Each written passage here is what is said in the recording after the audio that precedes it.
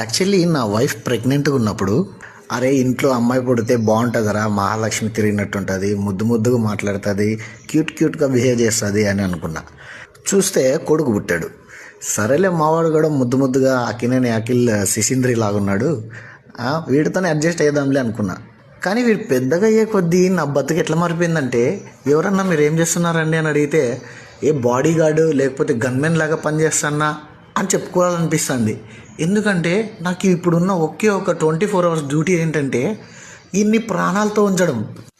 ఒకటి ఏదో ఒక వస్తువు వాడన్నా పడేస్తుంటాడు, లేదా ఏదో ఒక వస్తువు వల్ల వాడికన్నా ప్రమాదం తెచ్చుకుంటూ ఉంటాడు.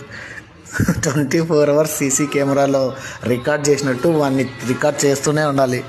ఎందుకంటే ఏదైనా దెబ్బ తగిలితే అట్లీస్ట్ ఏమైనా నేర్చుకుంటాడే అంటే అది లేదు. ఇవన్నీ నాకు జుజూబి అన్నట్టు లేచి మళ్ళీ ఆడుకునేకి వెళ్ళిపోతాడు అనమాట. వీడిని చూసి నాకు ఇంకొక